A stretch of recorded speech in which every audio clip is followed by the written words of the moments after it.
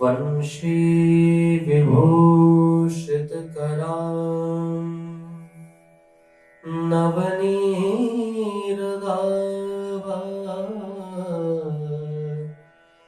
पीताम्बरा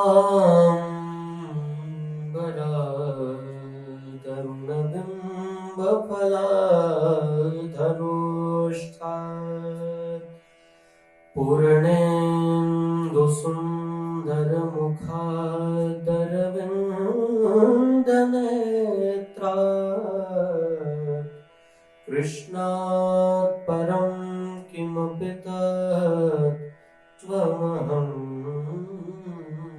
न जाने। जय श्री कृष्ण। परम मंगलमय परात्पर अखिलेश्वर अकारण कृपा करने वाले भगवान श्री नंदनंदन द्वारकानाथ के पावन अनुग्रह से श्रीमद् भागवत कथा कार्यक्रम के इस महात्म के क्रम में इस षष्ठम सत्र में आप सभी का बहुत बहुत स्वागत, बहुत अभिनंदन। 3D मीडिया परिवार के माध्यम से आप सब श्रीमद् भागवत का अध्ययन, श्रीमद् भागवत का श्रवण भाव पूर्वक कर रहे हैं। विगत सत्र में हमने महात्म्य में श्रवण किया था कि श्री नारद जी भगवान के भजन सत्संग की तलाश में पूरी पृथ्वी पर भ्रमण करते करते श्री धाम वृंदावन पहुंचे और वृंदावन में जाकर के उन्होंने देखा कि स्त्री, एक युवती जो है वो किस तरह यमुना के किनारे पर अपने दोनों बच्चों को, बेटों को लेकर, जो कि वृद्ध हो चुके हैं, और वो वृद्ध क्यों हुए ये हम आगे श्रवण करेंगे। नारद जी ने देखा परंतु वहां गए नहीं, परंतु उस स्त्री ने नारद जी को देख लिया। नारद जी जब पलट कर जाने लगे तो दौड़ करके आई। भो भो साधो क्षणम तिष्ठ, कहती है अरे महात्मन आप ठहर जाइए, क्षणम तिष्ठ मत चिंता मपि नाशय, आप मेरी चिंताओं का नाश कर दो, आप मेरी चिंताओं को दूर कर दीजिए कृपा करके। नारद जी ने पूछा देवी तुम हो कौन और तुम्हें किस बात की चिंता है, और ये इतनी सारी स्त्रियां ये सब झुंड लगाकर यहाँ क्यों इकट्ठी हुई हो तुम। और तभी नारद जी की दृष्टि वो जो दो वृद्ध जो बूढ़े पड़े उन पर गई। कहा ये कौन है। तब वो युवती कहती है महाराज आप शांति पूर्वक सुने, मैं अपना पूरा परिचय देती हूँ। अहम भक्तिरिति ख्याता इमौ महे तनयो मतो ज्ञान वैराग्य नामानो कालयोगेन जर्जरौ। वो युवती कहती है महाराज मेरा नाम भक्ति है और इमौ में तनयो मत, ये जो वृद्ध जो पड़े हैं ना दोनों, ये जो बूढ़े पड़े हैं ये और कोई नहीं महाराज, ये मेरे बेटे मेरे पुत्र हैं। नारद जी ने आश्चर्य से देखा, अरे माँ 20 वर्ष की, बेटे 80 वर्ष के, ऐसा कैसे हो सकता है। भक्ति कहती है महाराज काल योगेन जर्जरौ, ये काल के प्रभाव से, ये युग के प्रभाव से वृद्ध हो गए। और महाराज मैं अपना पूरा परिचय देती हूँ, मैं कहाँ रही, किस प्रकार मेरा जो है पालन पोषण हुआ, भरण पोषण हुआ, मैं कहां से कहां तक का मैंने मार्ग जो है उसको तय किया है, कहां तक मैं, किस स्थान पर मेरा क्या अनुभव रहा, किस पर क्या रहा, मैं आपको पूरा परिचय देती हूँ। उत्पन्ना द्रविड़े साहं वृद्धिं कर्णाटके गता क्वचिन महाराष्ट्रे गुर्जरे जीर्णतां गतः।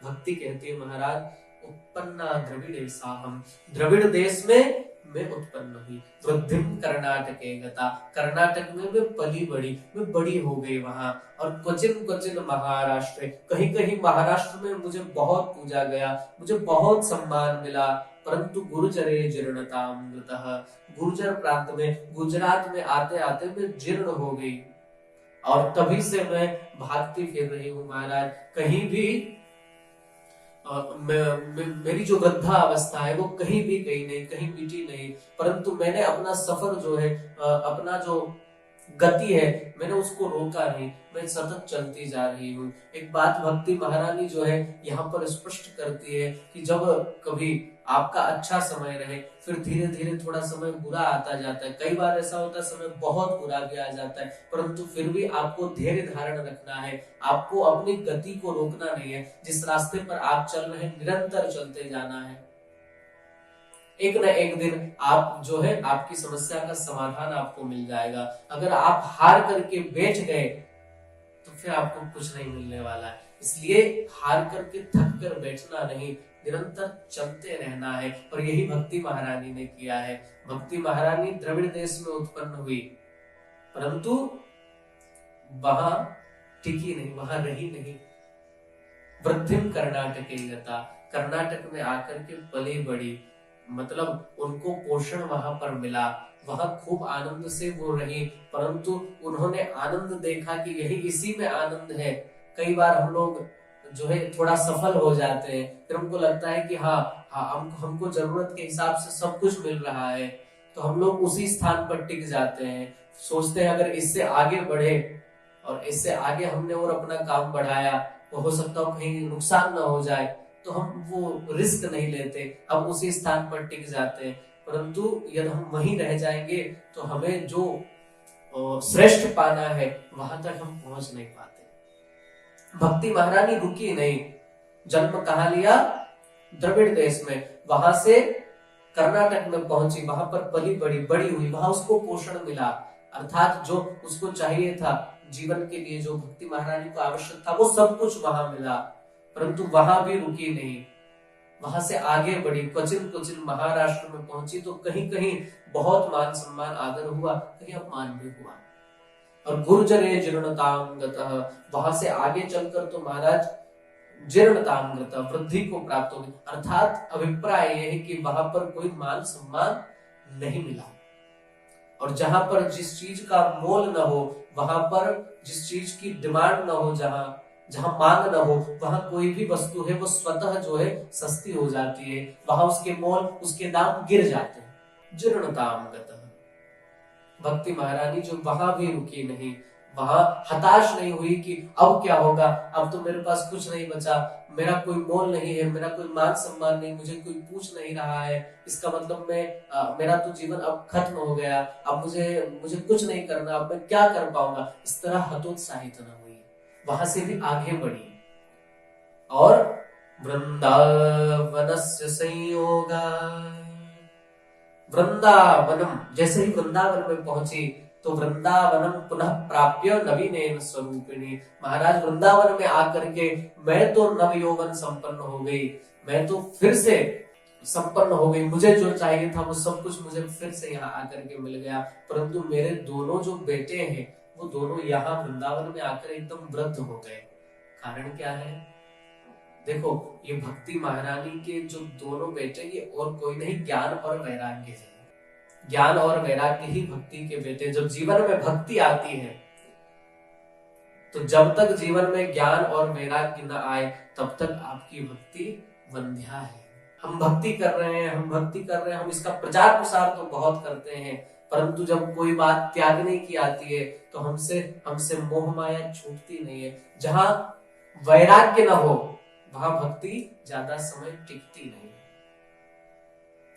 जब कुछ छोड़ने की बात आती है तो हम तुरंत हाथ पीछे खींच लेते, नहीं हम तो ये नहीं कर पाएंगे। इसका मतलब आपकी भक्ति अभी वंध्या है, आपकी भक्ति अभी अधूरी है। हम भक्ति कर रहे हैं, ऐसा कहते तो बहुत है, परंतु जब ज्ञान की बात आती है कि ये जो संसार है ये मोह है, ये मिथ्या है, ये माया है, इसमें निरंतर मत लगे रहिए, इसको छोड़ दीजिए, तब हम लोग सोचते हैं अरे ये नहीं हो सकता। तो फिर वो ज्ञान व्यर्थ है। यदि आपको ज्ञान नहीं है, आपको वैराग्य नहीं है, तो फिर आपकी भक्ति किसी काम की नहीं है। तो वृंदावन में जब भक्ति महारानी पहुंची तो वहां जाकर खुद तो नव यौवन संपन्न हो गई, क्योंकि वृंदावन में भक्ति का बड़ा बोलबाला है। आप वृंदावन में जाएंगे, हर कोई आपको माला घुमाता हुआ मिल जाएगा, भगवान के भजनों में मस्ती से झूमता हुआ वहां पर हर कोई मिल जाएगा, परंतु वहां ज्ञान और वैराग्य नहीं है। और जहां पर जो वस्तु जिसका खरीददार न हो, जिसकी आशा कोई न रखता हो, जो कोई चाहता ही न हो, ऐसी जगह पर जाकर आप दुकान लगाओ उसी वस्तु की, तो वो आपको उसको कोई खरीदने वाला आपको नहीं मिलेगा। तो वृंदावन में तो भक्ति का मोल है, क्योंकि भगवान को सबसे प्रिय भक्ति है। तो वृंदावन में भक्ति तो खूब थी। जैसे ही भक्ति महारानी पहुंची तो अपने सांचे में जाकर ढल गई, नव यौवन संपन्न हो गई, परंतु ज्ञान और वैराग्य के लिए वो जगह अनुकूल न रही और उन्हें जरा ने, बुढ़ापे ने ग्रसित कर लिया। नारद जी को सारी उस भक्ति महारानी ने अपनी कथा सुनाई। बोले महाराज, जो जो मेरे जीवन की व्यथा थी मैंने आपको सब सुना दी। आप तो सदगुरु हैं, आप जिस पर कृपा कर दें उसके जीवन में कोई विपत्ति नहीं रह जाती। कृपा करके आप मेरी समस्या का भी समाधान कर दीजिए। नारद जी कहने लगे, आप तो साक्षात भगवान की प्रिया है, और देवी तुम चिंता मत करो, मैं प्रण करता हूं कि यदि मैंने तुम्हारे दोनों पुत्रों को पुनः यौवन प्रदान नहीं कर दिया, फिर से युवान नहीं कर दिया, तो मैं भी भगवान का दास हूं। और नारद जी ने अपने शास्त्र, अपने ज्ञान को परखना शुरू किया। नारद जी ने गीता का पाठ किया। वेद वेदांत घोषिष्य गीता पाठिर मुहुर्मुहुः। वेदों का पाठ किया, उपनिषद का पाठ किया, और गीता पाठे पाठे मुहुर्मुहुः, बार बार गीता का पाठ किया। वेद की ध्वनि, वेदांग की ध्वनि, शास्त्रों का स्वर, गीता को सुन करके उन दोनों वृद्धों में, जो कि मूर्छित पड़े हैं, उनमें थोड़ी चेतना तो आती, उठकर खड़े भी हो जाते, परंतु जैसे ही वेद ध्वनि बंद होती फिर गिर पड़ते। दवाई उतना असर कर नहीं पा रही। नारद जी परेशान हो गए। तभी आकाशवाणी हुई। बोले नारद, चिंता मत करो, तुम्हारा उद्यम जो है वो जरूर सफल होगा। उद्यमः सफलस्तेयम्, तुम्हारा उद्यम जरूर सफल होगा, परंतु इसके लिए तुम्हें सत्कर्म करना होगा। नारद जी ने पूछा, अरे ये सत्कर्म क्या चीज है? बोले ये तुम्हें कोई संत बताएगा। अब बेचारे नारद जी जो है मन ही मन विचार करने लगे, अभी तक मैं जो कर रहा था ये सत्कर्म नहीं था क्या? अरे मैं वेदों का पाठ सुना रहा था, ये सत्कर्म नहीं? मैंने पुराणों का उपनिषद सारे सुना दी, मैंने गीता को बार बार सुनाई, ये सत्कर्म नहीं है क्या? अरे आकाशवाणी बता देती तो उसका बिगड़ता क्या? परंतु ठीक है, अब कोई संत बताएगा। नारद जी उस संत की खोज में वहां से निकल पड़े। बहुत जगह पर नारद जी गए, परंतु कहीं समाधान नहीं मिला, कोई बता नहीं पाया सत्कर्म क्या है। तभी नारद जी घूमते घूमते बद्री विशाल पहुंच गए। एक बार पुनः मैं आपको वहीं ले चलूंगा जहां से मैंने शुरुआत की थी। नारद जी घूमते घूमते घूमते चिंता में थे, मुंह स्वतः उदास हो ही गया, लटका हुआ मुंह लेकर के पहुंचे बद्री विशाल में, जहां पर श्री सनक, सनंदन, सनातन और सनत कुमार चारों भैया विराजमान हैं। और उन्होंने जब इन्हें ऐसा देखा तो पूछ लिया, कथम ब्रह्मण दीन मुखर कुतश्चिंता तुरो भगवान।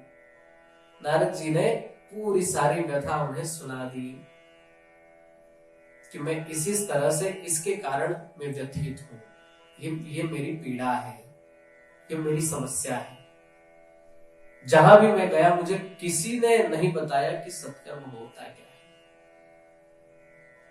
सनकादिकों से हाथ जोड़कर नारद जी ने कहा, महाराज आप ही कृपा करके बताइए। सनकादिक जोर से ठहाका मार करके हंसे और कहने लगे, नारद जी हमने तो सोचा कि आपकी समस्या कोई बहुत बड़ी होगी, परंतु यह तो उसी कहावत की तरह हो गया जैसे खोदा पहाड़ों और निकली चुईया। अरे सत्कर्म क्या है? बस इतनी सी बात है। सत्कर्म सूचको नूनम ज्ञान यज्ञ स्मृतो बुधैः। सत्कर्म और कुछ नहीं है, श्रीमद् भागवत की कथा ही सत्कर्म है। नारद जी ने कहा, 1 मिनट ठहर जाइए, क्या कह रहे हैं आप? सनकादिकों ने कहा, बोले भागवत की जो कथा है ना, वही सत्संग है, वही सत्कर्म है। नारद जी कहने लगे, मुझे जहां तक मेरा ज्ञान है, जहां तक मैं जानकारी रखता हूं, भागवत जो है वो वेदों से निकली हुई है। सनकादिकों ने कहा, बिल्कुल भागवत वेद से ही निकली है। बोले जब मैंने वेद सब सुना दिए तो भी उनकी मूर्छा नहीं गई, तो भला वेद से निकलने वाली जो भागवत है उससे उनकी मूर्छा कैसे दूर होगी? सनकादिक फिर जोर से हंसे, बोले नारद जी आप बड़े भोले हैं, बोले आप कृपा करके मेरा संदेह ही दूर कर दीजिए। सनक, सनंदन, सनातन और सनत कुमार चारों भैयाओं ने कहा, नारद जी एक बात बताइए, आप जो है आप कहीं भोजन कर रहे हो और बढ़िया घी में तली हुई पूड़ियां आपके पास आ रही है और खाकर आपके मन को बड़ा आनंद मिल रहा हो, परंतु थोड़ी ही देर में ऐसा हुआ कि घी खत्म हो गया। अब घी जब खत्म हो गया तो पूड़ियां जो घी में तली जा रही थी वो क्रम बंद हो गया। अब किसी ने पूछा, क्यों भी पूड़ियां क्यों नहीं आ रही है? बोले घी खत्म हो गया है। एक व्यक्ति ने कहा, तो एक काम करिए, घी की जगह दूध ले लीजिए, उसी में पूड़ियां तल दीजिए। किसी ने कहा कि आपका दिमाग खराब हो गया, घी का काम भला दूध कैसे कर सकता है? उस व्यक्ति ने कहा, अरे दूध से ही तो घी निकला है, दूध से ही तो घी निकला है, दूध तो घी का भी जनक है, उसका भी बाप है। परंतु आप स्वयं बताइए, जो दीपक घी से जल सकता है वो दीपक दूध से जल पाएगा? जो पुड़िया, जो पकवान घी में बन सकते हैं वो क्या दूध से बन पाएंगे? नारद जी ने कहा, बिल्कुल नहीं। तो घी से दीपक जल सकता है, दूध से जलाओगे या दूध डाल दोगे तो वो बुझ ही जाएगा। आप आम खा रहे हो, आम खाते खाते आपको स्मरण आ जाए, ये आम इतना मधुर है, इतना मीठा है, तो जिस वृक्ष ने इस आम को जन्म दिया है वो वृक्ष कितना मीठा होगा। आप आम को वहीं फेंक करके किसी आम के वृक्ष के पास पहुंच जाइए, उस आम के वृक्ष में उसके तने को, उसकी डालियों को, उसके पत्तों को सबको चबाइए, खाइए। आपके दांत भले टूट जाएंगे परंतु आपको मधुरता, मिठास कहीं नहीं मिलेगी जो आम में मिल रही है। जितना मीठा आम है उतना मीठा उसका वृक्ष नहीं है, अपितु वृक्ष का ही सार आम में है। जो मिठाइयां शक्कर से बन सकती है वो मिठाइयां गन्ने के रस से नहीं बन सकती। यद्यपि गन्ने के रस से ही शक्कर बनी, परंतु जो काम शक्कर कर सकती है वो गन्ने का रस नहीं कर सकती। उसी तरह भागवत जो है वेदों से ही निकली है, वेदों का ही सार भागवत में है, परंतु जो काम भागवत कर सकती है, भागवत फल है और वेद उसका वृक्ष है। यदि मूल न हो तो फल नहीं हो सकता। वेद से ही भागवत है, परंतु वेद जो है वो वृक्ष है और भागवत उसका पका हुआ फल है। आपको यदि वृक्ष कितना अच्छा है या वृक्ष जो है उसका महत्व कितना है, वो फल ही समझाता है। फल से ही वृक्ष की कीमत होती है। भाई आम के पेड़ को हम बड़ा सजो करके रखते हैं, उतना बबूल के पेड़ को नहीं रखते। पेड़ तो ये भी है, पेड़ वो भी है, परंतु इसमें जो फल आता है आम के वृक्ष में वो बहुत मधुर है, वो बड़ा मूल्यवान है, इसलिए हम वृक्ष की भी कीमत करते हैं। परंतु यदि वृक्ष न हो तो फल भी नहीं हो पाएगा। तो वेदों की भी अपनी महिमा है उनके स्थान पर, परंतु फल का भी अपना महत्व है, भागवत का अपना महत्व है। तो सनकादिक नारद जी से कहते, महाराज वेद से ही भागवत निकली है, परंतु जो रस, जो मधुरता, जो मिठास भागवत में आएगी वो वेद में नहीं आ पाएगी। मैं भागवत के श्लोक सुनाने की बजाय आपको वेदों के मंत्र सुनाने लगूं, बड़ी बड़ी वैदिक व्याख्याएं होने लगी, तो आपको समझ में नहीं आएगा। परंतु वही उसका सार रूप लेकर के जब मधुरता के साथ आपको परोसा जाए, सरलता से आपके पास रखा जाए, तो सब समझ में आता है, अच्छा लगता है। नारद जी के मन को संतोष हुआ, ठीक है, आपने जो कहा मैं उसके साथ आई एग्री, मैं आपके साथ तैयार हूं, परंतु भागवत की कथा हो कहां, आप भी फक्कड़ हम भी फक्कड़, अरे ये सब इंतजाम होगा कैसे? तब सनकादिकों ने कहा महाराज आप चिंता मत करिए, हरिद्वार में आनंद नाम का तट है, तटम आनंद नामकम, वहां पर एक वट वृक्ष है विशाल, और सामने गंगा जी के तट पर बालू का नव कोमल बालू का है, बालू रहती है, हम वहीं ओटले पर वृक्ष तले विराजमान हो जाएंगे, और सब श्रोतागण जो है वो आनंद से वहां बालुका में बैठ करके आनंद से कथा सुनाएंगे। ठीक है, नारद जी तैयार हुए, सनकादिकों ने नारद जी को यजमान बनाया, भक्ति ज्ञान वैराग्य तीनों का आवाहन किया, आप भी यहाँ आकर के विराजमान हो करके भागवत की कथा का श्रवण करें। जैसे ही कथा आरंभ हुई, जिन जिन ऋषियों को पता चला कि भागवत की कथा हो रही है, सब के सब दौड़े भागे वहां पर चले जा रहे, दौड़े चले आए, बहुत सारे लोग दौड़ करके आए।